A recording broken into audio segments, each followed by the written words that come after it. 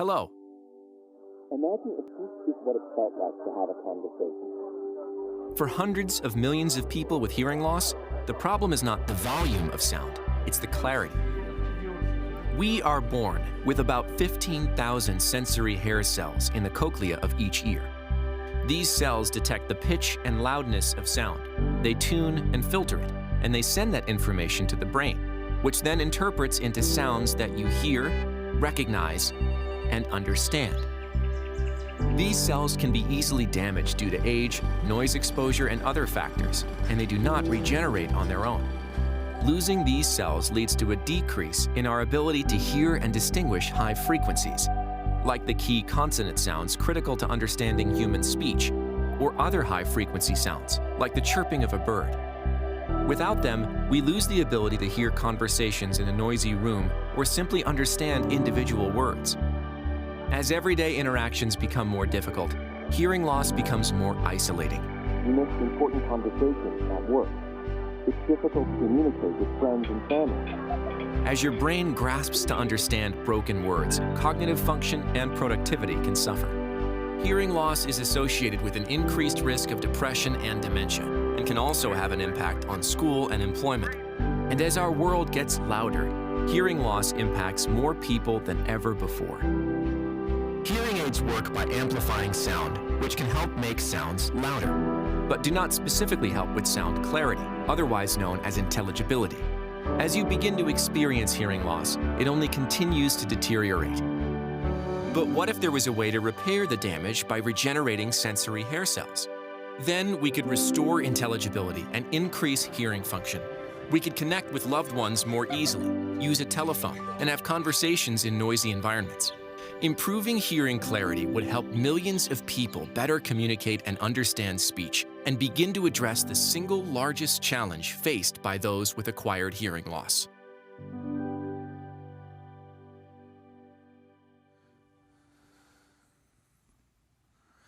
Good morning. My name is David Lucchino, and I am the CEO of Frequency Therapeutics. I'm delighted to have you join us for this morning's program. A quick reminder that today we will be making forward-looking statements. We are pleased to be joined by some of the leading voices in audiology, otolaryngology, and health policy who will discuss current treatments for hearing loss and the potential of regenerative therapies to transform today's standard of care. We will also provide a brief review of our ongoing clinical studies for FX-322, Frequency's lead product candidate for the treatment of sensorineural hearing loss. Following the presentations, we will host a live Q&A session with today's speakers. If you'd like to ask a question, please click on the Ask Question tab on your screen, and we'll try to answer as many as possible.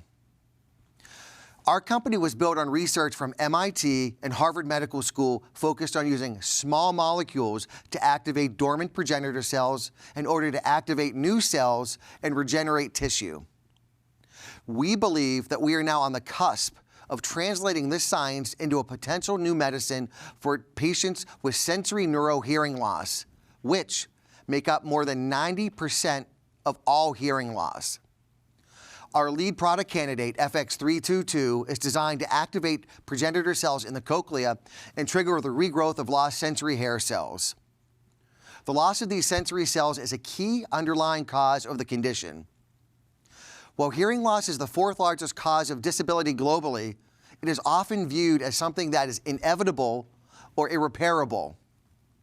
Our distinguished panel will highlight the challenges faced by patients and describe the many reasons why new therapeutic options are needed.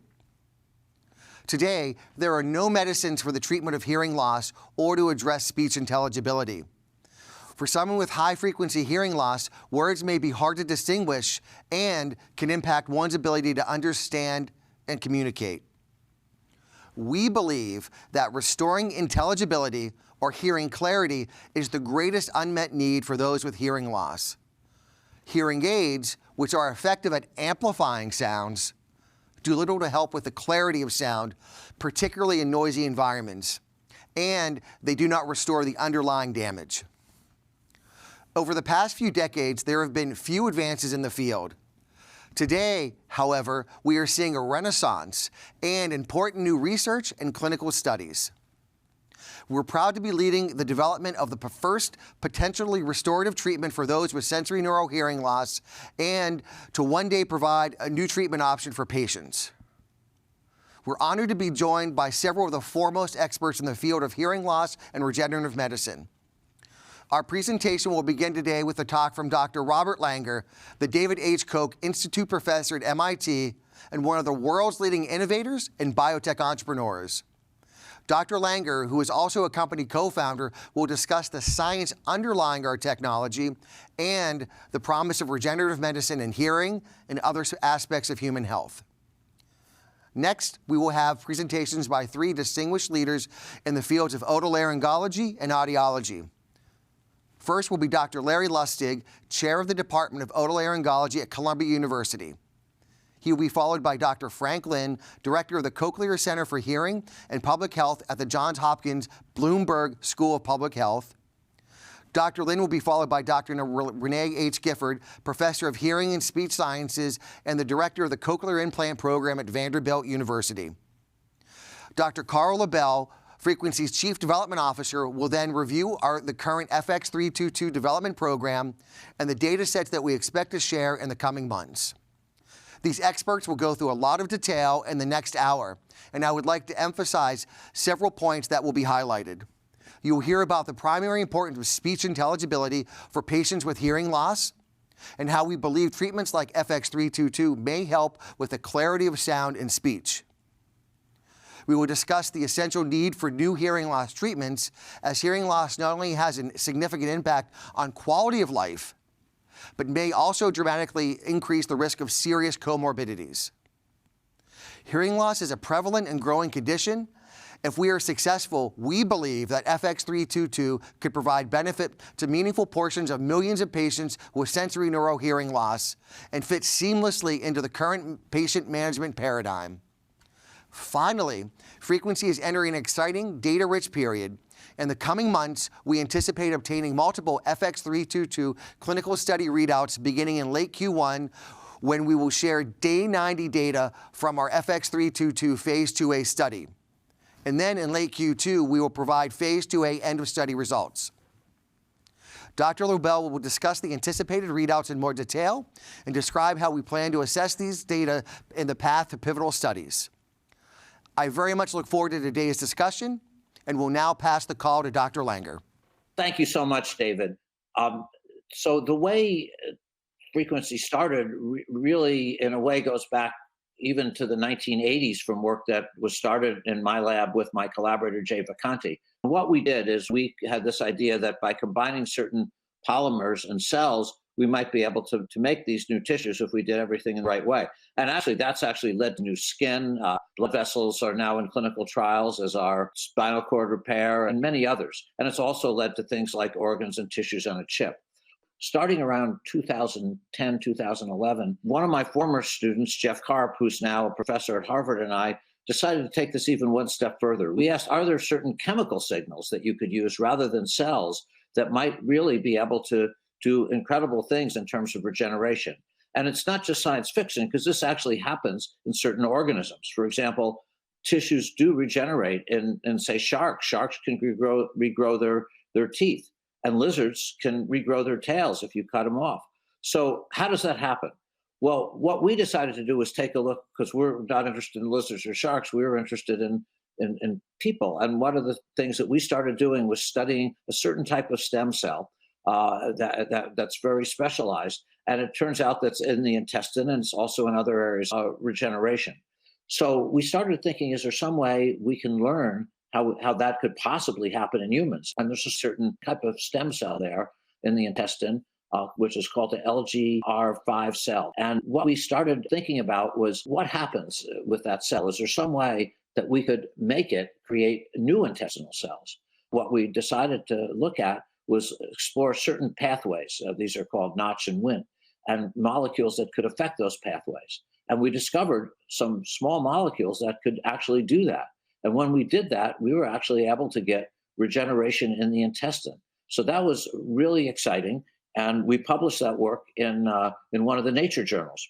Chris Luce, who was also one of my former students who I introduced to David. They had already sold their first company after getting FDA approval for that. And they came and they said, well, what's the next great thing we can do? So I introduced them to Jeff, and we started Frequency with the idea that not only might we be able to, help intestinal repair, but do many, many things. This particular type of stem cell marker, it actually turns out not only to be in the intestine, but it's also in many other places. It's in the inner ear, it's in the liver, it's in the kidney, it's in hair follicles, it's in a number of places. One of the other things that you can do by activating these dormant oligodendritic cells in the brain, if somebody potentially has multiple sclerosis, is you may be able to activate them. In fact, we've got a license to not only our own patents, but in this case, work that came out of Scripps by Peter Schultz and others, which has very exciting data, which might lead to whole new treatments for multiple sclerosis. So really, since we had the intellectual property to do this, and we made this discovery about these pathways and these small molecules we could use, we could apply it anywhere. And one of the things that Jeff and David and Chris and I talked about was one of the things that would be terrific is could we apply it to hearing? And so what was done was there was preclinical work done, actually, some of which were done in our labs by Will McLean and others who's now working at Frequency and leading a lot of the efforts, is we actually showed that we could take hair cells, we could destroy them or damage them, and then when we gave these chemicals that we isolated, we could actually regenerate these hair cells.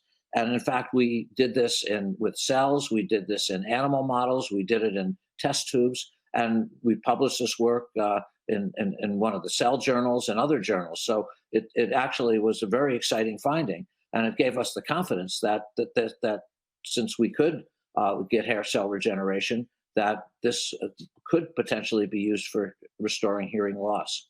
There are a lot of other ways that people have been trying to create tissues, right? I mentioned cells. Also, people are using various kind of viral vectors. That has the disadvantage of not only being complicated and in many cases maybe not safe, but also, you could actually, change the genome, which could be a huge deal. Also, the delivery issues with small molecules, which is what we're using now at Frequency, are much, much easier than with large molecules and with cells. Finally, manufacturing cells and viral vectors, that's not so simple. Whereas manufacturing small molecules is really very straightforward. I mean, the pharmaceutical industry's done that for years. So, but the big advance was discovering what those small molecules are. And that's what's been published in our papers in Nature and Cell. That's what we have patents on. And so that just to me, there's huge practical advantages, as well as the fact that it's actually working. Hearing loss, I mean, it affects enormous number of people, hundreds of millions, if not billions, particularly the kind of hearing loss that Frequency is working on.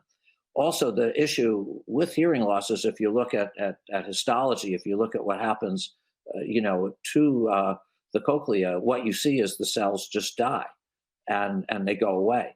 So here, and it doesn't ever come back. It never has. I mean, to me, there's never been, as far as I know, talking to hearing specialists, what I'll call a spontaneous recovery from hearing loss. I mean, if 1 million people have hearing loss due to sound, and they have stable hearing loss for 6 months, it's never come back, not one person.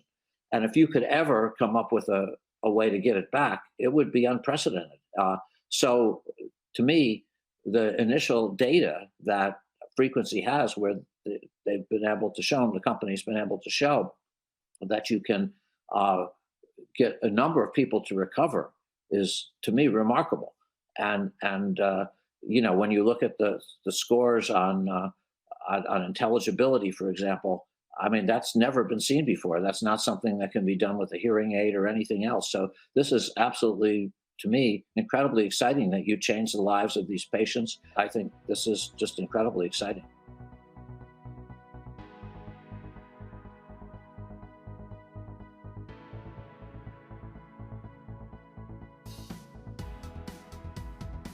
Good morning. My name is Larry Lustig, and I'm going to be speaking this morning on the future of hearing loss treatments. I'd like to thank Frequency Therapeutics for allowing me to give this talk this morning. Just a brief word, I have no financial conflicts of interest to report today. So briefly, today I'm going to be speaking about who we want to target therapies for hearing loss, how we're going to target those therapies, and what types of therapies we're going to be employing for our patients with hearing loss. So just a brief background on who we're going to be treating. So Dr. Harold Shuknick, many years ago, identified a number of different forms of sensorineural hearing loss, and he divided them roughly as follows. We have sensory hearing loss, which is loss of hair cells. We have neuronal hearing loss, which is loss of the spiral ganglion neurons and the projections to the hair cells. We also have what's called strial loss. The stria vascularis is that part of the inner ear that charges the ionic potential. It's the battery of the inner ear that makes everything go. And if you lose your stria vascularis, then eventually you'll lose hearing over time. And then lastly, he described what he called a mixed loss, which is really a combination of all of these forms of hearing loss. And in fact, if you look at the archived temporal bones of people with hearing loss, nobody has a pure sensory or a pure neural loss. Almost everybody has a mixture of all these types of hearing loss. So the late, great Joe Hopkins was a very famous auditory neuroscientist, described presbycusis and age-related hearing loss with the following equation. He said an individual's hearing could be summed up by a combination of their ototoxic drug use over their lifetime noise exposure, and their age. What we know now from a number of studies, both in animals and humans, is that there's a multiplier in all this, and it's called genetics. So it turns out your genes really influence your susceptibility to all these forms of hearing loss. They influence your susceptibility to drugs, which cause hearing loss, and they definitely influence your susceptibility to noise trauma and age-related hearing loss. We also know from noise exposure that it's intimately involved in our hearing patterns. You know, we can't escape noise. You know, it's in our recreational activities and in our occupation. Noise is just a part of living in this world today. Now, it's been known for years that noise can cause hearing loss. Now, if you go back to the Surgeon General's report when they looked at noise exposure during World War II, this is when the audiometer was first available for a widespread study, and they looked at a number of individuals who were exposed to noise, and they came up with this composite audiogram. What you see is this noise notch at around 4 kilohertz. This is the classic notch that we see in anybody who's exposed to noise over a long period of time. So we know that noise can definitely cause trauma. And out of a lot of the early studies of hearing loss, these two concepts of temporary versus a permanent threshold shift develop. By definition, a temporary threshold shift means that if you look at the hearing and it gets worse over the noise exposure, if you then follow up with that over the course of 72 hours, that hearing loss is going to recover. In contrast to a much more severe noise trauma, where you'll have a permanent shift in your hearing. In fact, what we know now is the idea of the temporary threshold shift is fictitious. This is a classic example of a 1969 study. They studied what was then felt to be an evil medium, which is called rock and roll. And they exposed these individuals to 130 decibels of noise exposure. And what you see is before versus after, these individuals all had this classic 4 kilohertz notch. This is the classic noise notch. And when studied 2-3 days later, this notch disappeared and the hearing recovered. And everybody thought that, in fact, the hearing was fine. But we know now that the temporary threshold shift is not temporary. There's been a number of studies that have clearly documented that any kind of trauma due to noise exposure, even if it looks reversible on a hearing test, does cause permanent neural damage. The first clue that this was a problem came in 2000. George Gates, a well-known auditory researcher and clinician, was studying the Framingham cohort. And he identified a group of individuals that had noise notches in their hearing tests, basically individuals who had a prior history of noise trauma. And then he looked at their hearing over time, and it turns out those individuals that had early noise exposure had much more rapid age-related hearing loss than those without that noise notch. Then in a series of studies throughout the 2000s, Karen Kujawa and Charlie Lieberman studied animals and showed very definitively that if you expose animals to even low levels of noise, enough that it would recover, and follow those animals over time, the animals with noise exposure had clear much more dramatic shifts in their age-related hearing loss pattern, as shown here in the upper left quadrant, compared to those animals that did not have noise exposure. Then they also looked at animals that had this and started doing some more intensive studies to figure out why this was going on. And it turns out that animals that had this noise exposure had loss of the synapses of those neurons that go to the inner hair cells. Now, because these animals seem to recover their hearing, they call this initially a hidden hearing loss. And because the pathology was a synapse problem, they called it a synaptopathy.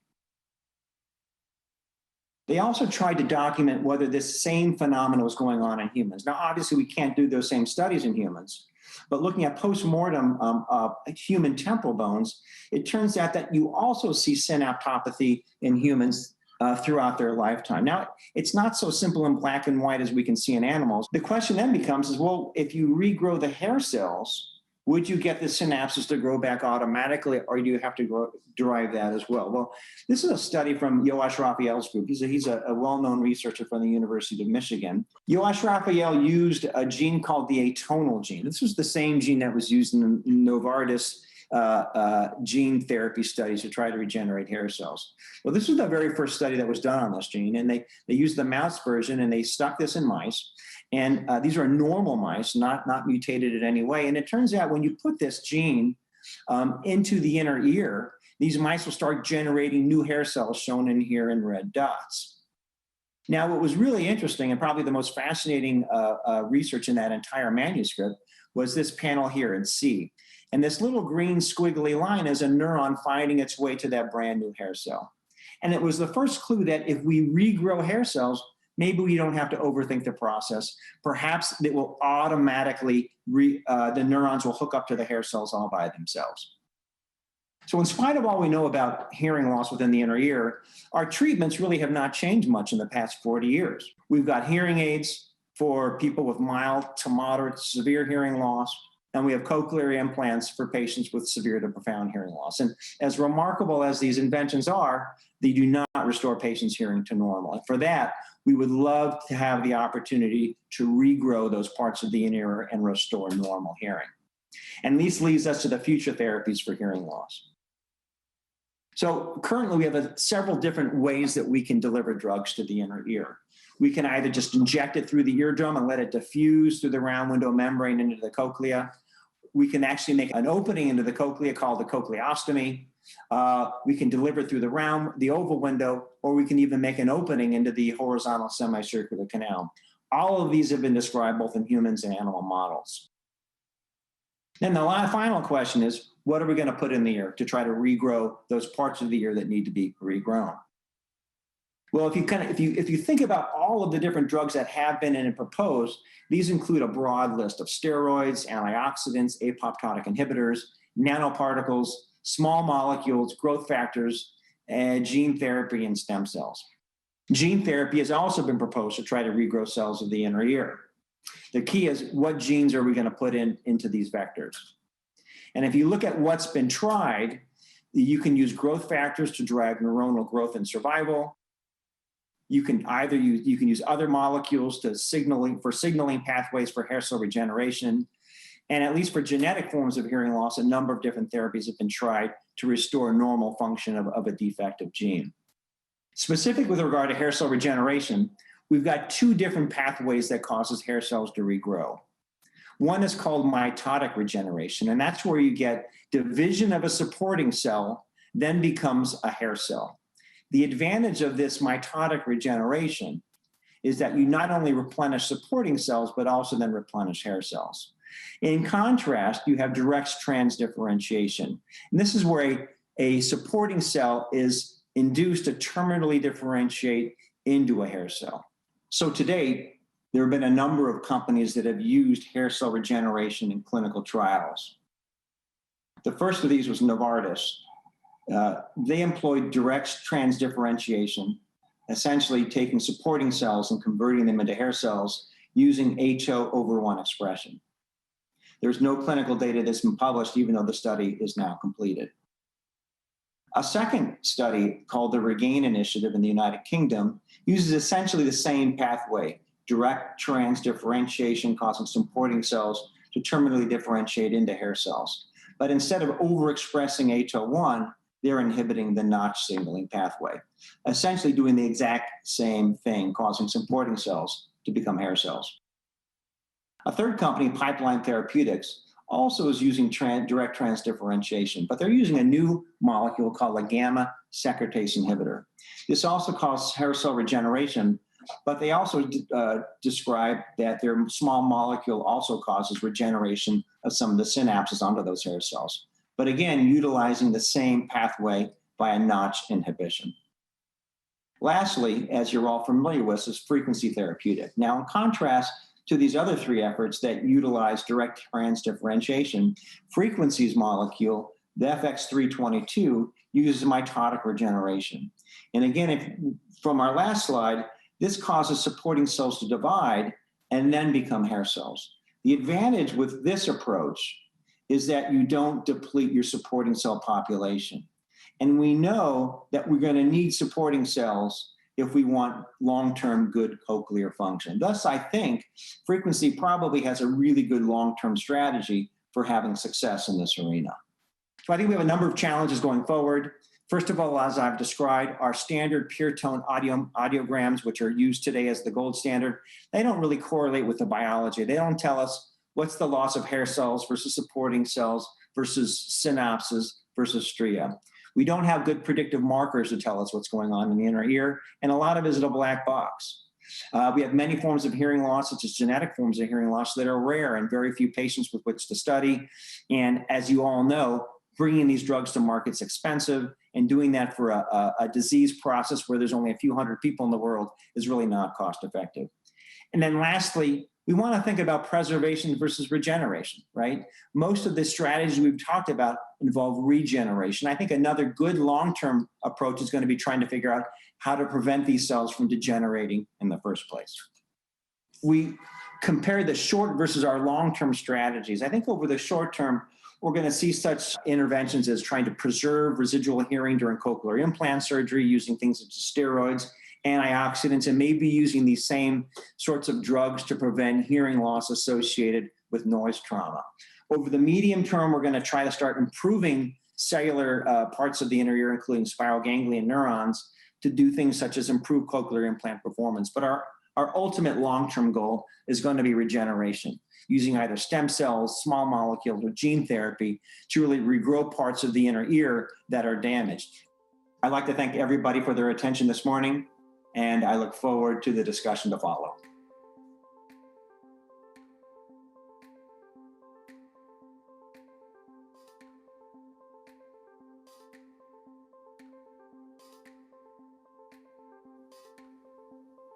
Hello, everyone.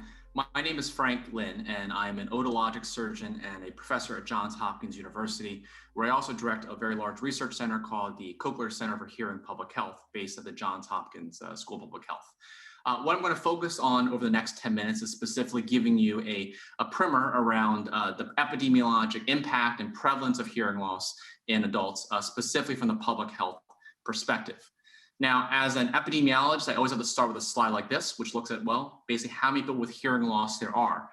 If you look in the far left there are about right now in 2020, about 40 million Americans with a hearing loss, which would be considered clinically significant and which would impact daily communication. And this is based on audiometric definition and based on representative data from the entire United States that we've analyzed.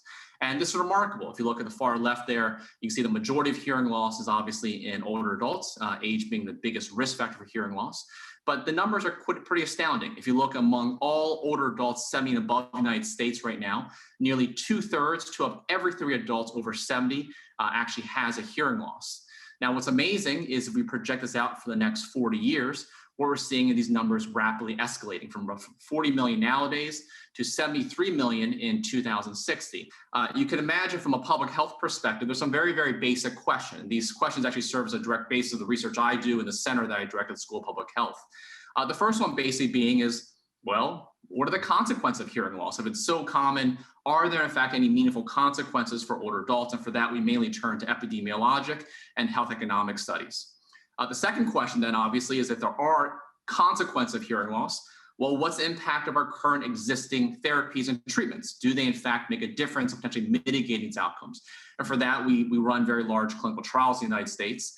And finally, if you saw before in the previous slide, if hearing loss affecting 40 million Americans now, 73 million 40 years from now, how do you even begin addressing that from a societal perspective? And to do that, we fundamentally believe as a center that you have to have new federal policies, which we'll talk to you a little bit later, as well as fundamentally new approaches for how we can treat and rehabilitate hearing loss. When I talk about consequences, though, one of the dominant ones we focus on as center is specifically dementia. And probably many of you realize that dementia, arguably for the next 40 years, is arguably one of the most pressing, if not the most pressing, public health concerns because of how many older adults are going forward and the impact that dementia can have not only on personal lives, but also in terms of societal cost. So I think it begs to begin, well, how does hearing loss on the left there, something affecting the inner ear, how is that possibly related to things like cognitive impairment, dementia on the right? And if you think about it enough, well, of course they're related. And it's just through some type of common cause, namely aging or maybe microvascular disease that affects the inner ear and also affects the brain. But clearly, if that's the only thing that links these two phenomena, it doesn't really matter. It's like just saying it's purely correlation. It's like saying white hair is linked with dementia. It doesn't matter if you treat white hair or you treat hearing loss, wouldn't make a lick of difference then on hopefully preventing dementia down the road. Importantly, though, it goes far beyond just correlation now. We're understanding through a body of work that's been done really over the last 40 years, but really accelerated in the last 5 to 10 years, is that there are direct mechanistic pathways through which hearing loss can contribute to cognitive decline dementia. One of the most studied pathways now is the idea of cognitive load, the idea that when you have hearing loss, the brain's constantly receiving a much more garbled auditory signal from the inner ear. And because of that, because the brain still needs to decode that signal, the brain's constantly reallocating and recruiting other brain regions to helping with hearing, and that comes at the expense of our other cognitive and other systems. What you see in the figure there, that's just a single image from a functional MRI study, which shows activation of the prefrontal cortex with hearing. Now, typically the prefrontal cortex is not used at all with processing sound, and yet it's exactly what you're seeing. People with hearing loss versus those with normal hearing, they're recruiting other brain regions to constantly help with the brain with processing of that much more degraded auditory signal. Now, importantly, it goes beyond just the cognitive load idea now, a very, very complementary idea, which is unique, but very sort of synergistic with how hearing loss can impact the brain, is the fact that we're understanding now that hearing loss may directly in turn not only change how the brain processes and recruiting other brain regions, but hearing loss in itself could actually change brain structure and hence brain function. What you're seeing in the figure there is just a summary figure from structural MRI studies averaged over hundreds of people. And if you look at people with hearing loss versus those without hearing loss, we literally see people with hearing loss have faster rates of brain atrophy over a 5 to 10, 15-year period versus those with normal hearing or lesser degrees of hearing. Specifically where the faster rates of atrophy are occurring are specifically the lateral temporal lobes, as well as in the mesial structures as well. And we think that's happening mainly because with constant auditory deprivation, you lose some of the stimulus to the brain, so you literally lose faster rates of brain stability and hence brain atrophy over time. And we're seeing this now in several different studies occurring across the United States and around the world now that have followed MRI scans for many, many years for people who are following the community. Finally, the last mechanism I'll mention, which again is not mutually exclusive, it's likely synergistic with these other two, is that hearing loss in some way, shape, or form may contribute to social isolation and loneliness. And in turn, going back over 30, 40 years now, our understanding that social isolation and loneliness has direct consequences, not only in terms of cognitive function, but also overall health as well, in terms of physical functioning and healthcare costs. Several years ago, the Lancet convened a formal commission of experts around the world to look at all the major potentially modifiable risk factors for dementia, basically to help guide governments around the world to understand how to prioritize essentially resource dollars with hopefully reducing dementia down the road. Now, importantly, in both these studies, it was first done in 2017, another repeat meta-analysis done by the same group in 2020, updating the literature again. And what they found in both these meta-analyses was that hearing loss in mid and late life was single-handedly the largest potentially modifiable risk factor for dementia in older adults. And this means that hearing loss itself outpaced other risk factors like depression, smoking, even though apolipoprotein E4 allele, hearing loss is felt to be the dominant risk factor. And that's because of two things. One is because hearing loss is really, really common. So you have a very, very common risk factor, as well as the previous epidemiologic studies over the last decade now showing an incredibly large risk ratio between the severity of hearing loss and the risk of dementia over time. Now, importantly, this goes beyond just now dementia now in terms of further downstream effects. If you look at some of the health economic studies that have been led by sort of my colleagues and I at Hopkins, as well as in partnership with the AARP and Optum Labs, which is a very large data warehouse sucking a lot of the covered lives beneficiary data in the United States. We see that people with hearing loss versus those without hearing loss on the left there had greater rates of healthcare utilization, a greater risk of going to the emergency department, being readmitted within 30 days of a discharge, a hugely important Medicare metric nowadays. Also, in general, having longer hospital stays and also an increased rate of hospitalization over a 10-year period. And on the right there, you'll see that was directly reflected actually in medical care costs over not only a short-term period of 2 years, but extending out to 10 years, accelerating increased medical costs in those with hearing loss versus without. Now, importantly, then from a public health standpoint, though, this begs a question then as well. What's the impact of treating hearing loss? Does it in fact make a difference then in hopefully preventing and mitigating some of these very, very consequential outcomes? Now, importantly, there's every reason to think that it would, that hearing loss treatment was something as simple as a hearing aid, the basic bread and butter of treating hearing loss with those with a mild to moderate hearing loss, could have potential both positive effects on short-term function, like let's say social function, as well as longer-term outcomes like dementia risk and healthcare outcomes. Namely, if you look in the figure on the right there, again, these mechanistic pathways, something even as simple as a hearing aid, which is just a rehabilitative tool per se, could directly modify those mechanisms. Now, unfortunately, the definitive effects of hearing loss treatment, though, aren't yet known, though, because you can't ascertain that from just an observational study of people followed in the community. Namely, if you look at people in the community in our large epidemiological studies in the past, you look at people with hearing aids versus those without, they're very, very different to begin with. People who get hearing aids are more likely to be affluent, better educated, all of which would bias toward positive effects of hearing loss treatment. But is the hearing loss treatment or is the underlying risk factors that led them to get hearing loss treatment? You can't distinguish between the two. But clearly what we're seeing now is that from the observational data, though, there's a very strong suggestive evidence, as we probably many of us would suspect, that treating hearing loss does in fact have a positive effect on these broader outcomes. Now, importantly, the definitive randomized control trial is ongoing right now. This is a very large, over $20 million funded study by the NIH called the ACHIEVE trial, involving about 1,000 older adults, 70 to 84, randomized to either hearing intervention or a control intervention, and now followed for the next 3 years. There's a trial that I lead across the United States right now. This trial is set to finish in 2023. And when it is finished, what it will provide is hopefully definitive evidence of the impact of hearing loss treatment on the risk of cognitive decline, dementia, brain aging, MRI scans, as well as physical functioning and healthcare costs. And you can imagine if this trial shows positive effects, it's a bit of a game changer in terms of the societal perspectives and allocations for how we think about addressing hearing loss, given the impact it have on very, very consequential and important outcomes. Now, the third question I want to touch base briefly on, though, is this last one, though, which is key. Namely, if 2/3 of everyone over 70 in the United States right now has a hearing loss, how do you even effectively address that societally? And fundamentally, I think to do that, you fundamentally have to have, because of the scope of the problem, you have to have new federal policies around hearing care. One of our big wins as a center several years ago was working with first the Obama administration, then the Trump administration, as well as Congress and the national academies, and getting the Over-the-Counter Hearing Aid Act of 2017 passed as part of the FDA reauthorization bill that year. What this will do is it leads to the FDA re-regulating hearing aids in the United States. Right now, at least, probably many of you realize hearing aids are very, very expensive. And the reason for that in many ways is because of how they're regulated by the FDA. Hearing aids cannot be sold directly to consumer. It can only be sold through to a licensed provider who then provides it to a patient. Because of that, there are 5 companies that dominate essentially 95% of the world's hearing aid marketplace right now. And companies like Bose, Apple, other big consumer electronic firms cannot produce hearing aids because they couldn't sell it directly to consumer.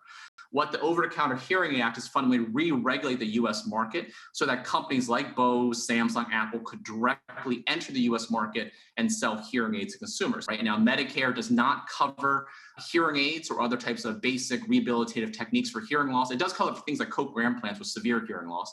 but the bread and butter hearing loss is not covered. We're currently advancing a couple bills in Congress right now that have gained traction that would enact Medicare reform around coverage of hearing care. And this is still likely maybe at least maybe a year or two away, but we think we are making traction there. The other thing which is equally important to mention, though, is not only do you need new federal policies, though, is that we also fundamentally need new approaches to hearing loss treatment.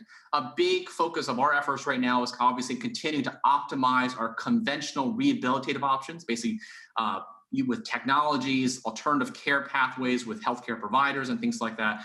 That will always be a goal, is to advance our conventional rehabilitative options, which do work well, but unfortunately are not nearly taking as much as they should, likely because of the multiple barriers involved, and we're working on those barriers right now.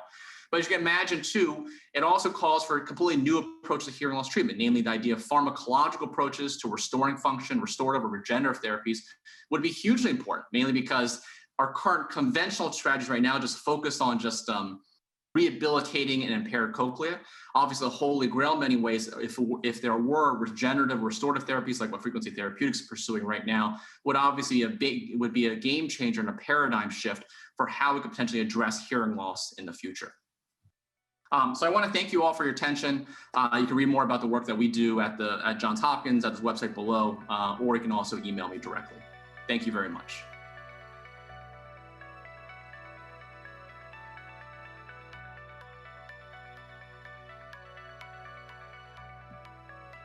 Hi, I'm Renee Gifford, Professor of Hearing and Speech Sciences at Vanderbilt University Medical Center.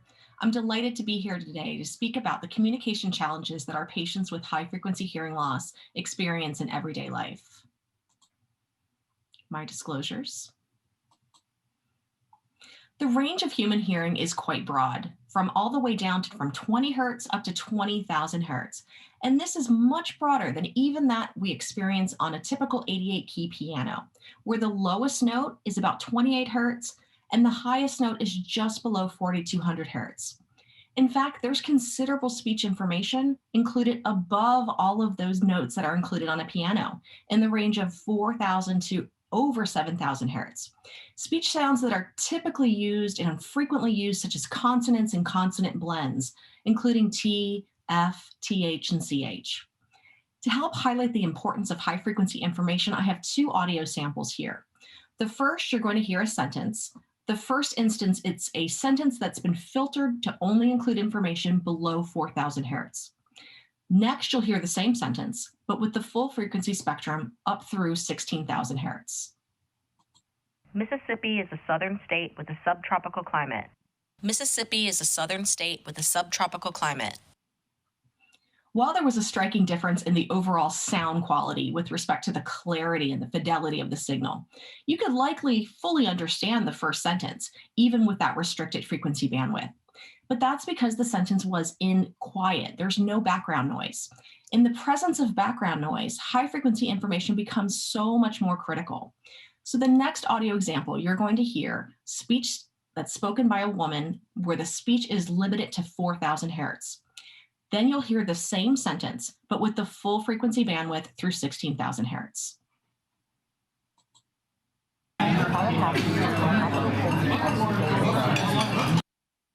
Tallahassee is the capital city of the state of Florida. Pretty difficult. While you might not have caught the entire sentence information, you could clearly hear that there was a woman speaking. Now imagine that you can couple that with visual cues, such as lip reading or other nonverbal communication. And that is providing much improved and effective communication in difficult listening environments. Now, one problem with this, however, is that in audiology, we rarely look at hearing above 8,000 hertz. So what we're looking at here is this is what's called an audiogram, and it plots the lowest level that you can detect sound as a function of a number of different pitches or frequencies. So we're looking at the mean audiograms for 23 young individuals who have normal hearing, but who have all complained of difficulty understanding speech, particularly in background noise. And so as you can see here, this range, which is highlighted in green, would be considered what's the clinically normal range for human hearing. So by this account, you can see that these 23 individuals would have what we would call clinically normal hearing. However, if we assess their hearing all the way up to 16,000 hertz, you can see that their average hearing thresholds actually are exceeding the range of normal hearing even for that frequency region and their age range.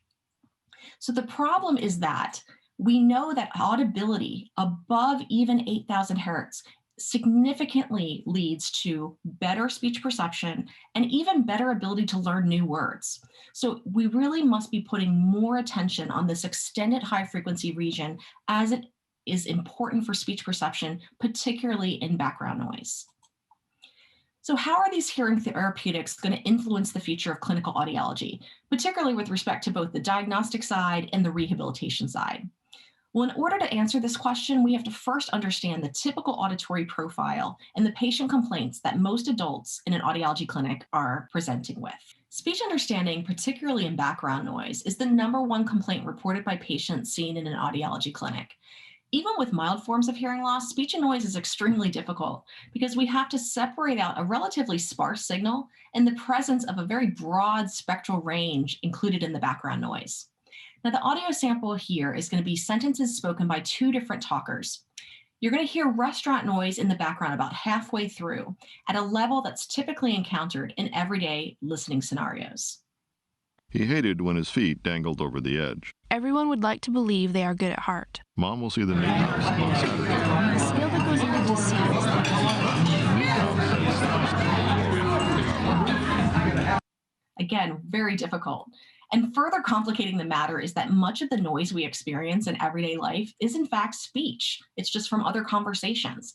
So we can often hear the signal of interest, but we can't necessarily understand the signal of interest. And this is actually the definition of the difference between detection, what we see on the audiogram, and perception, or speech understanding, which are 2 very different perceptual processes. And right now in clinical audiology, we have real limitations in our current test battery, as we're not able to completely and comprehensively evaluate our patients' complaints.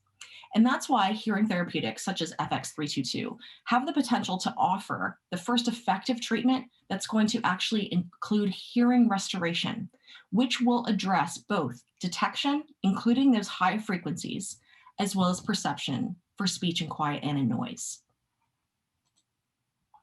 Now, right now, we are very limited in the intervention options we have for patients with high frequency hearing loss. In fact, we have over-the-counter products, which are really designed for more milder hearing losses. Then, of course, the next stage is the custom and programmable hearing instruments or hearing aids, which can even be fitted with custom ear molds to fit the patient's ear canal. And of course, if the loss is severe enough, we can even recommend implantable auditory technology. Now, while we know that these devices do improve hearing detection, can improve some communication, as well as quality of life, there's at least 2 very critical limitations with these available technologies. The first limitation is limited to the actual technology itself. So we're taking a very broad range of human hearing, including broad spectral range of pitches and tempos. And we're taking that and having to package it in to this electronic signal. And so even the very best hearing aids are going to lack the naturalness of sound quality, which can distort the incoming acoustic signal. Now, the second limitation is really likely the most difficult one, and that's related to the underlying cause of the hearing loss itself. So we know that there's damage to the cochlea and the auditory system as a result of the hearing loss. And so even if we have the very best hearing technology out there and the very best audiologist to fit that technology, we're trying to send a processed signal through a damaged auditory system. And that's our primary limiting factor. The reality is that we lose cochlear hair cells over time, even in the absence of clinically significant hearing loss. Shown here are images of adult temporal bone specimens for individuals who didn't have any overt otologic disease or any exposure to ototoxic agents during their lifetime. And as you can see, as we go from 39 to 68 to 86 years, there's significantly fewer hair cells there that are going to be able to stimulate the auditory system. So even if we have a signal that's coming in that's amplified through hearing technology, we lack the cells that are necessary to bring that information to the auditory brain.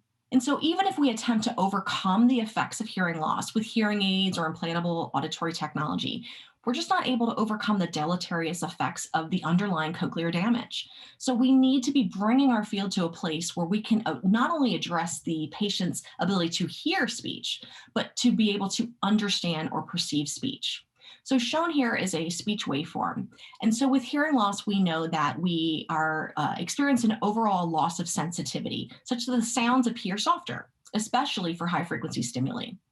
But we're also experiencing a loss of clarity or fidelity because we have a loss of those cochlear hair cells.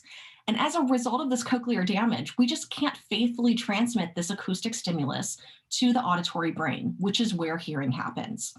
And so even with the very best hearing technology, we can amplify this signal, but we're left with an amplified signal that lacks clarity and acoustic fidelity.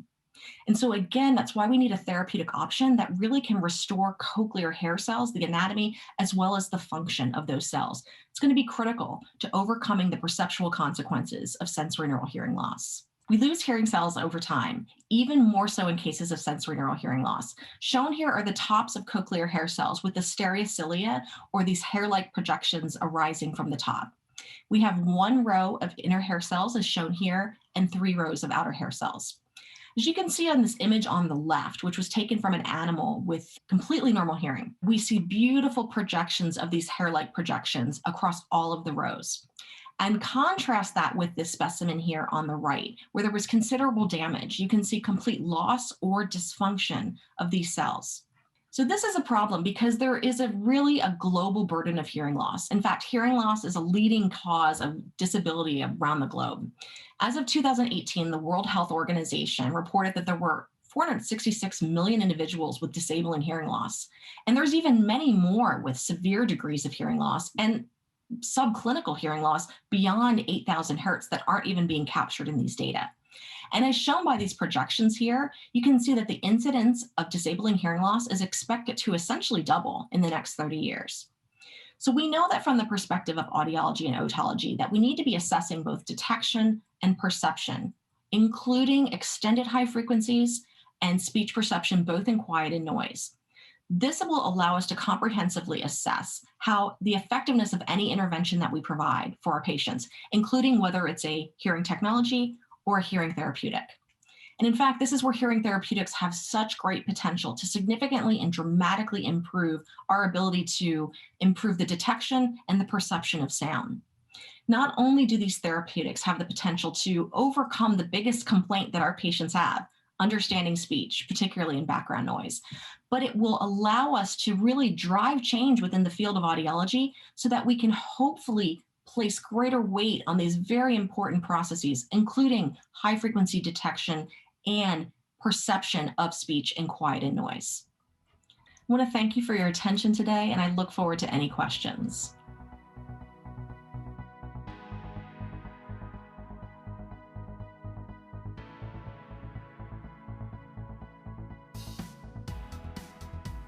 Good morning, everybody. I'm Carl Labelle, the Chief Development Officer at Frequency Therapeutics, and I'm really happy to be participating in this program with some of the key experts in the field, people that I've known for a number of years and people that I try to get advice from whenever I can. So really happy to be with you today.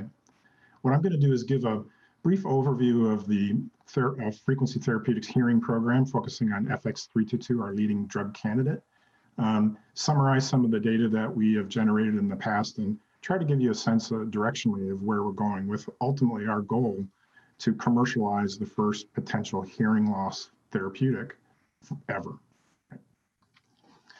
So just to summarize for you our strategic focus, we are undoubtedly looking at advancing our program into the pivotal phase, and we've been able to leverage some pretty remarkable phase 1 data. So we're fully focused on that. And we're also pleased to continue gain momentum. And we're happy to announce for the first time that the results from our phase 1 safety program are going to be published in Otolaryngology Neurotology, which is one of the leading journals in the field. That data should be coming out in a couple of months or so. And you know that we've shared publicly that we'll be doing an interim analysis on our phase 2A study. We'll be reading out that data towards the end of the first quarter. And then the full analysis of that study will be available in the second quarter. So it's going to be a busy year for us with respect to data. And then as well, we've expanded the program and we've added 2 small probing studies, one in age-related hearing loss subjects and another one in severe hearing loss subjects. We've been pretty successful being able to navigate through the pandemic. It's really a testament to our investigators and their dedication, and to our trial participants and the study staff as well. So we always want to take the time to thank them for the work that they've done. So what I want to do is give a brief recap of the results that we have shared over the last couple of years or so. And this slide summarizes the safety study that we did back in 2018. And towards the left, you can see that what we were doing is recruiting subjects that had permanent hearing loss, either noise-induced or sudden sensorineural, but permanent. They had to have it for a minimum of 6 months. And they were in the mild to moderately severe range. And the focus of the study was really safety. We needed to make sure that we weren't doing anything untoward towards their baseline condition. So we because of that, we dosed 1 ear. We monitored that ear carefully, but the untreated ear we monitor as well. So it gives us another point of control in the study. And so the good news is there was really no safety issues to speak of. And on the right side of the slide, I've summarized the key results. And then the top panel is our word recognition results from 5 subjects that showed remarkable improvements from their baseline scores. And many of these subjects had doubling in word recognition scores, and really clinically meaningful, statistically significant changes never seen before. So we were very encouraged to see this in a safety study. And then the second panel down looks at the pattern across the study. And here you can see that over the course of a 90-day study, after a single injection, there's a very good separation between the FX-322 group and the placebo group. There's no placebo effect to really speak of, and these effects were statistically significant as well. So in a small safety study to get stat sig is again really encouraging. And then the bottom panel is the words and noise test. Now, this was not statistically significant, but we're encouraged to see a similar pattern between the groups separating. It may mean that the words and noise improvement may take a little bit longer to see versus word recognition. So that really summarizes for you what we observed in the phase 1 study. We were really interested in, okay, you give a single injection, you see an effect at 90 days. What happens if you look longer? What's the durability of the effect look like? So last year at the Academy meeting, Dr. Susan King presented this data. So those 5 subjects she brought back to her clinic, and the 3 of those 5 subjects that are shaded in blue, they maintained improvements in their word recognition score, and the time that they maintained that benefit was in the range of 13 to 21 months later. So here we're essentially seeing that a single injection of FX-322 can keep a benefit manifest by improvements in word recognition almost 1 to 2 years later, depending on the subject. And that's really quite remarkable. We can't think of a single example where one gives a small molecule, 1 injection, and sees an effect, a biologic effect that can be maintained for that long. So really exciting data. So all the learnings from the phase 1 study of the durability data, we carried forward into a phase 2A study, and this is the study that is running now. It was fully enrolled in September of last year. It has a similar design, same kinds of patients. They have to have stable hearing loss. They have to have etiologies that are noise-induced or sudden sensorineural. They have to have baseline recognition deficits, word recognition deficits.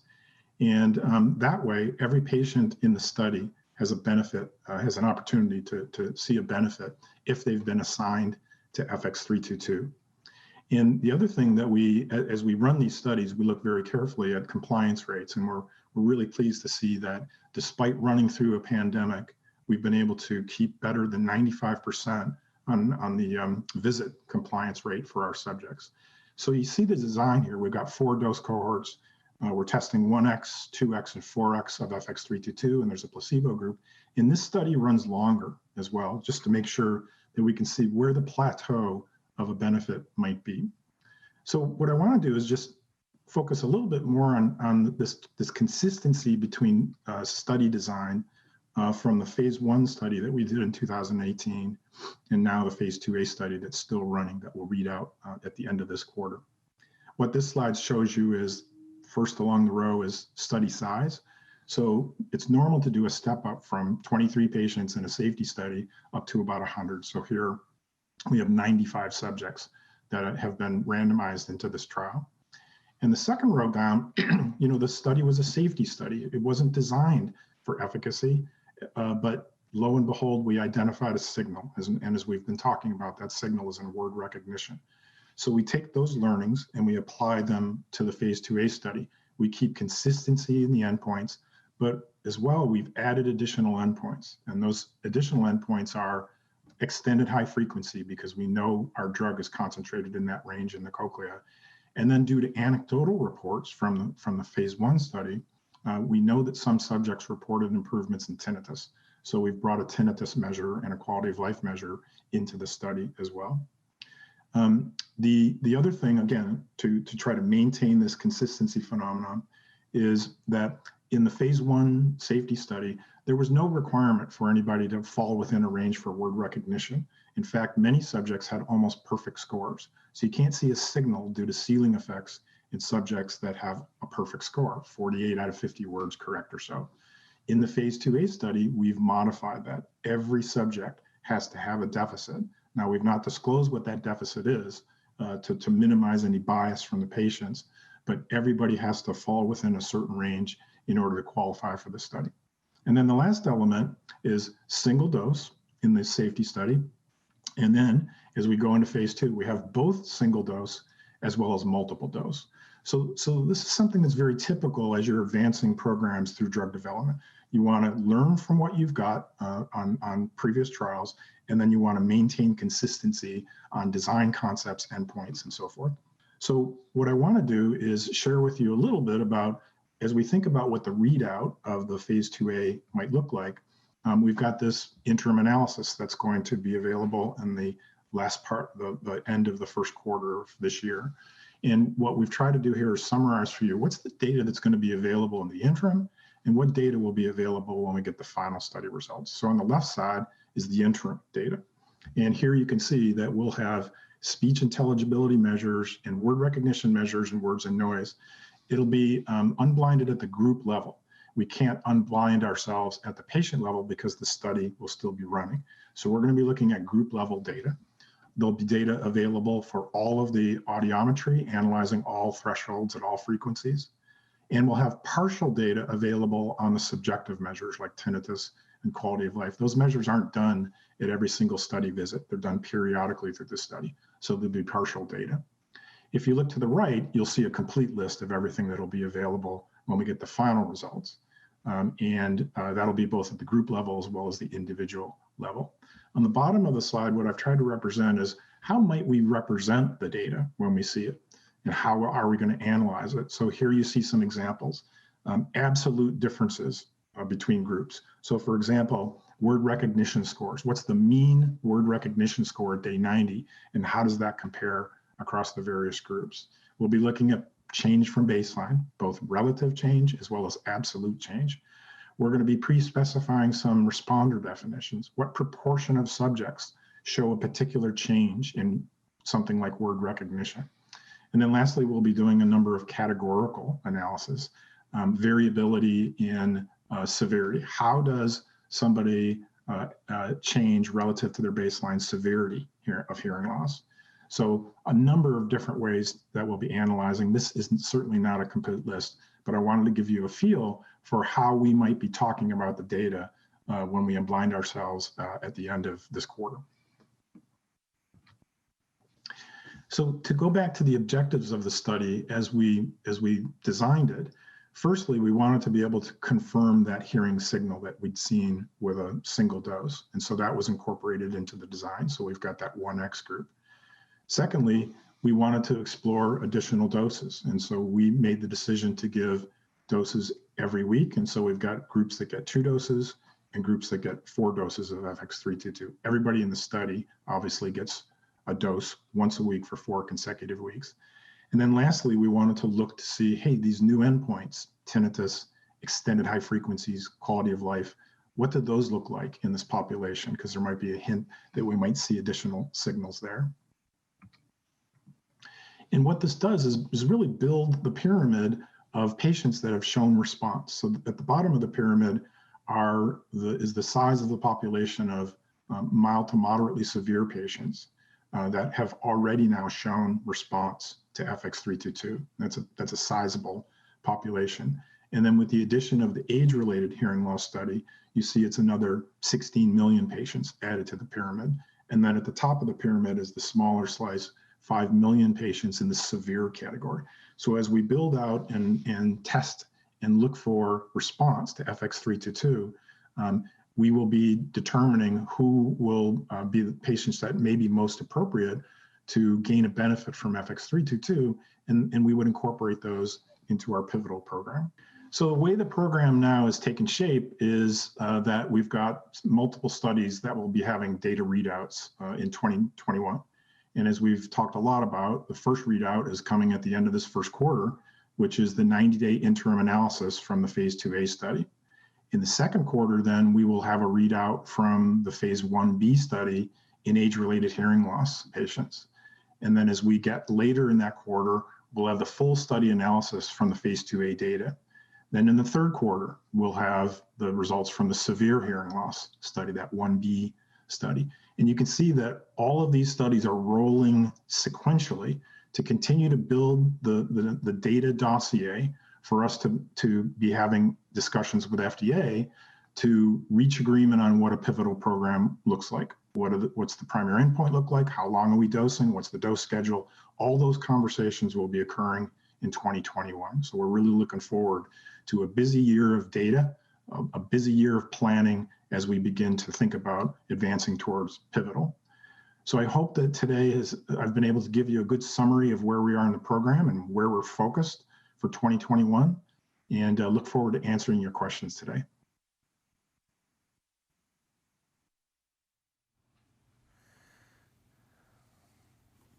The first question that's come in, this has come in from a couple of people, and we'll throw this out to the group. In terms of percentage change or in terms of overall impact on patients, what would you consider to be clinically meaningful for patient improvement in terms of word recognition scores? So I'll throw that to Dr. Gifford first. Hi, good morning. This is a topic of great debate, but across clinicians, generally we consider about a 10 percentage point improvement in word recognition scores to be clinically significant. Now, of course, that might not translate to statistical significance. However, if we can see a 10 percentage point improvement, say from 60 to 70% correct in quiet and or noise, that's generally considered clinically significant. The thing I also want to point out there is that a 10 percentage point improvement in the clinic can translate to much greater improvement in real world listening environments. So our patients will explain to us that, I'm hearing so much better once they have the addition of the audiovisual cues, and it really significantly improves their qualitative communication benefits. So we're really shooting for 10% with goals, of course, to have higher than that. Any other thoughts from folks on the panel? Well, I would generally agree with that, but it's nuanced, right? I mean, going from 20% to 30%, that's probably not going to be clinically meaningful. But going from 80 to 90%, that's probably hugely meaningful. So I think you have to look at the specific data set and correlate that with the individual. Yep, I agree with that entirely. The one thing I do have to wonder, of course, I come from this from a cochlear implant perspective, is that even if we can get, say, from 20 to 30%, while that might not render the person no longer a cochlear implant candidate, it also holds the potential that it could make the intervention with a cochlear implant even better. There's lots of data that have shown that there's a relationship between underlying speech perception performance and underlying kind of neural substrate of how those patients can actually perform with electrical stimulation of the cochlea. So I think there's so much that we have to investigate on this front.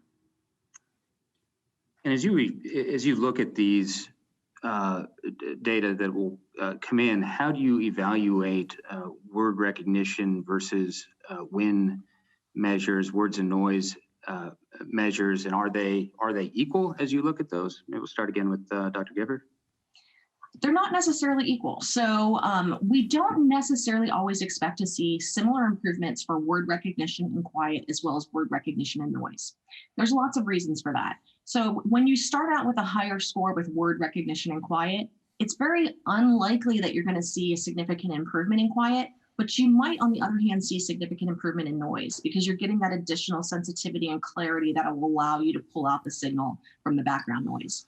Now, on the other side of the spectrum, when we see patients that have more severe hearing losses, we generally expect to see more improvement in quiet, might not see as much improvement in noise. But as Dr. Lustig mentioned, there's nuances here. We tend to see that even small improvements on word recognition in quiet and or noise really can translate to tremendous improvements in quality of life and just general overall hearing communication for our patients.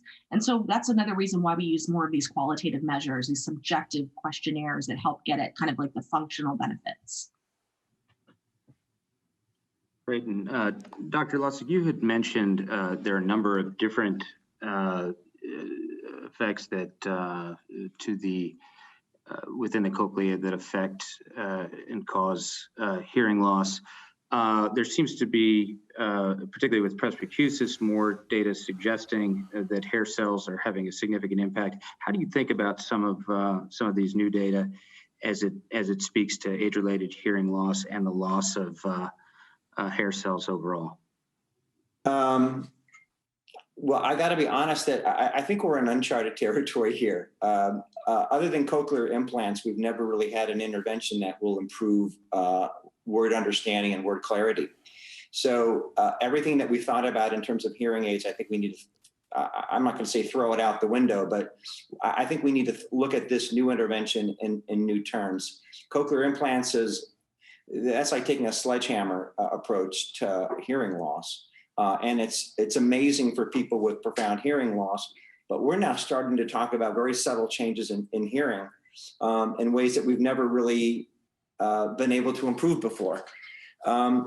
So I think we're going to just exactly what Renee said. We need to start thinking about more, what are these qualitative improvements going to be and how can we appropriately measure them? And I don't know if we have the true measures of what it's going to look like. So yeah, presbycusis is predominantly, we think, a hair cell, though I would argue actually we don't really know exactly what it is because it's probably not just pure hair cell. It's probably a combination of hair cell, synaptopathy, and neural loss. If you really go back and look at all of those original data sets, while we like to parse everybody into these nice, neat little boxes, very few people actually fit into that box.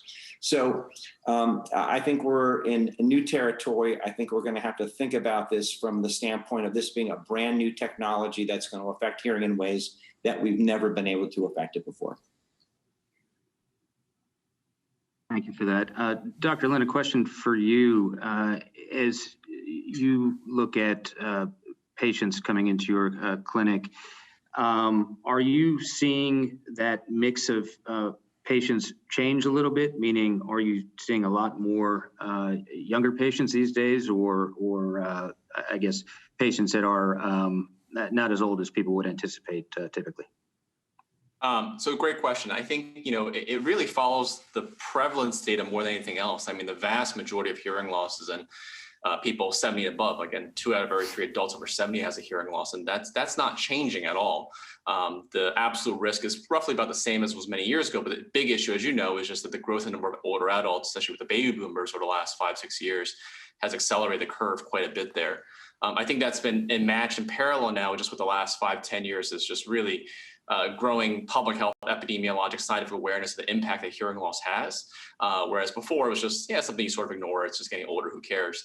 But now with the purported consequences that may in fact be very, very meaningful, at least in my own clinic, which is obviously a little biased because I focus mainly on older adults, but seeing a huge general increase in interest in the number of people with hearing loss coming in because of that growing awareness. Now, among the 56-year-olds, see a fair share there too, of course, too. And those are people with the worried well coming in, quite simply. But again, just the overall numbers are growing mainly because of the growing number of the aging population. And you had mentioned that there are a lot of factors that prevent people from coming in to even get their hearing tested or do exams. What are the factors that are preventing people from coming in to get tested? Yeah, so it's a doozy. I mean, it's not just, it was a simple one barrier, be like, let's say the cost is an issue, that'd be easy to fix in many ways. I mean, I think hearing loss is one of those things where it's a multitude of things. So one is just general awareness. People don't really care and things like that. That I think is changing. There are barriers that a lot of times people don't pursue it or pursue assessment because they're like, well, I just don't want to get fit with a hearing aid. I mean, there's still a ton of stigma attached with hearing aids that may very well change in the years ahead as, let's say, tongue-in-cheek Apple and Bose come out with hearing aids, which they're widely expected to. So that very well will change that dynamic. But still, there's this impression too that a hearing aid is, as many of us know, is not curative, right? And that's why, you know, much like Larry and Renee are saying, the potential of restorative therapies are, it's something we've never had to encounter before. That's a very, very different approach in saying it's a rehabilitative, you know, wearing a leg prosthetic is very different than having your leg grow back fundamentally, right? And yet theoretically, that's what's being talked about with restorative therapy. So I think that changes the dynamic then, the calculus for how people consider getting evaluated if there it really is a restorative therapy. Because I think a lot of people realize and it's very, very true, hearing aids are very, very beneficial to some degree, but they're not curative. They can help, but they don't cure it. And I think that drives a lot of people away. For obvious reasons, because it's not a quick fix per se. It's more of a longer rehabilitative process that's involved with treating hearing loss now. Thank you. We have a number of questions coming in regarding tinnitus. Dr. Labelle, you mentioned that there's a tinnitus measures in the phase 2A study, but I guess to the panel, how do you think about tinnitus and hearing restoration and the opportunity to do something here, and what would it mean to be able to have an impact on tinnitus? Let's maybe send that to Dr. Lustig to start. Well, what would it mean to have an impact on tinnitus would be tremendous, because we have the only treatment we have for tinnitus right now that's really effective is, you know, sound suppression, which is not that great. You know, one of the problems with tinnitus is that we don't have great animal models for tinnitus. They're all behavioral. You can do something to a mouse and you can query whether or not that mouse has hearing loss or not, but it's really hard to know whether or not a mouse has tinnitus because it's a purely subjective phenomena. And while we have some animal models, they're not perfect, and we don't have a really good molecular understanding of what's going on within the inner ear. So it would be fantastic if one of the outcomes of these studies showed that tinnitus was reduced. I think we'd all, raise our hands and cry miracle. But I have no idea if this is going to work or not. I hope it does, because we really have nothing else otherwise in our armamentarium that's definitively effective in this problem. And a follow-on question to the panelists: how would you see a product like FX-322 or other restorative therapies coming into practice as you think about your own practices right now? Well, people come in right now to our and they want hearing aids, and at least 3/4 of the time, if not more, their insurance companies won't pay for that. And that's patients with significant hearing loss. Now, if you're talking about more subtle changes, I seriously doubt Medicare, Medicaid will pay for this too, unless you could substantially change, maybe going from a cochlear implant candidate to maybe being a good hearing aid candidate. So I think this is going to be a sort of a cash basis. Someone's going to come in. I'd pay a lot of money if someone could tell me I could hear like I did when I was 20, go into a bar and have a regular conversation. I can't have those conversations anymore. And I'd be willing to pay some good money for that. How much you would pay for that? I mean, that's a financial calculation by the company. But I think this will be a cash business for people who want to hear better until we get to that point where it's such a substantial improvement that will result in major cost savings to individuals and healthcare providers. Then they might consider covering these sorts of services. Frank, Renee, what do you guys think?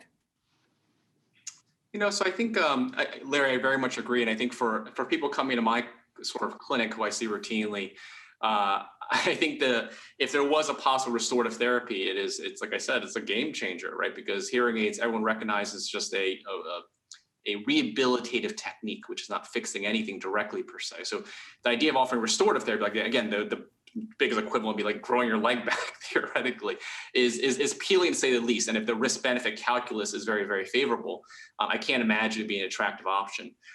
In terms of Medicare and insurance coverage, that's a doozy. I mean, it's really, really hard to say there. I mean, hearing loss is sort of a weird carve out right now in how Medicare, in Medicare as a whole, because of how it came into being in 1965.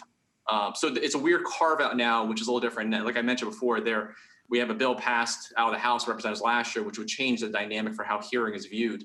Now, that being said, would a restorative therapy be covered? I don't really know. I mean, right now, ironically, Medicare covers cochlear implants because it's considered a neuroprosthetic device versus a hearing aid, which is a rehabilitative, is not. And that may change going in the future too. How would a drug potentially be viewed?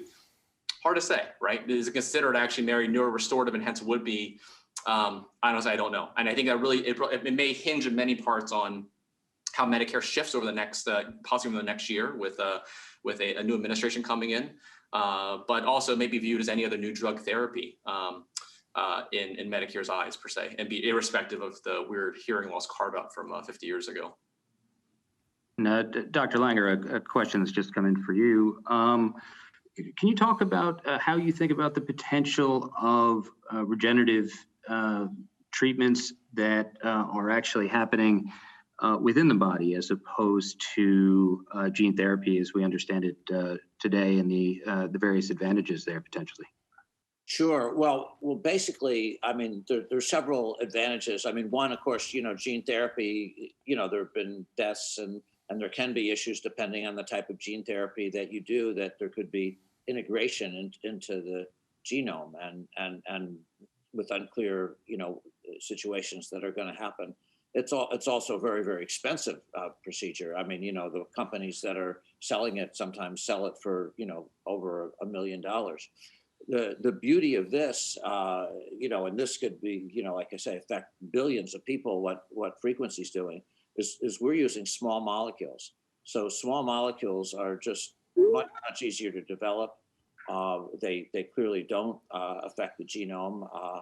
And so, really, it's a very, very unlimited potential in terms of what this can do. And it can affect many, many different diseases, not just hearing loss. It can, there's work going on at Frequency looking at many different diseases like multiple sclerosis, and we have on our list, probably about 10 others that these small molecules can affect, different cell types. So, to steer them in the direction we want.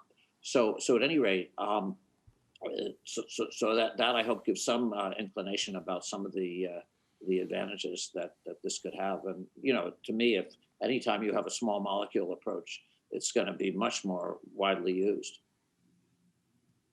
A question for Dr. Labelle. When you gave a good overview of the day 90 data versus the phase 1/2 data, but can you review for folks again how you're looking at those two different data sets? Sure. I think the way that you have to think about the phase 1 safety study is that's what it was designed to do, assess safety. So, traditional phase 1 studies have around 20, 25 subjects or so. And that's exactly how many we had in the trial. So once we were comfortable showing that we had a good safety profile, that's when we started to look for the signal. And finding a signal, you're looking at individuals, right? Looking to try to characterize what sort of improvements do you get at a patient-by-patient basis. The phase 2 study is really designed now to further characterize that signal, and obviously to keep studying for safety. So we're looking at many more subjects. We're up to about 100 or so, and that's a typical step up for developing drugs in phase 2. And so I think now what we're looking to do is characterize the effect now at the group level, at that aggregate level. And there's been discussion today about what does a clinically meaningful improvement look like. So at an individual basis, as Drs. Gifford and Lustig said, 10% is sort of that minimum threshold, absolute 10% improvement, say in word recognition. So now we're going to characterize what happens at the group level. We don't know what that's going to look like, But clearly, we're going to be doing a number of responder analyses. What proportion of subjects were able to show a minimum improvement of 10% and 20% and 50%? We'll do all of those analyses. So I think that's how people should think about the phase 1 study where we identified the signal and now really characterizing what an effect looks like. And we have time for one more question. Again, this one goes to Dr. Labelle. How are you thinking about regulatory pathway going forward and potential studies thereafter if you have a positive phase 2A result? Well, assuming positive results, we've got a program that has a number of trials in it. We're looking at different patient populations, looking to understand what that response looks like in these various populations, and looking to see what is the most sensitive and predictable endpoint. The good news is we've got fast track status with FDA. That means we have really unlimited opportunities to interact with them. So we envision a number of discussions with them to share the data, discuss it, and to really characterize and define what a pivotal program looks like, where we anticipate starting that program in 2022. So that's when we will start that final phase of testing to demonstrate effectiveness and safety of this new potential hearing therapeutic.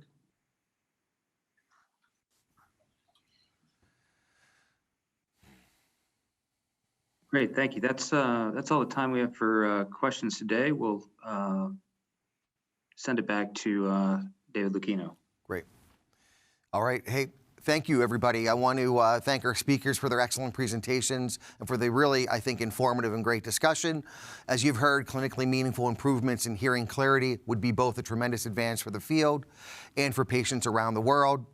It's a very exciting time for Frequency, and while we have a lot of work ahead of us, we're excited for what is to come. We look forward to sharing more details in the weeks ahead and really appreciate everyone tuning in and participating this morning. Thank you very much and have a wonderful day.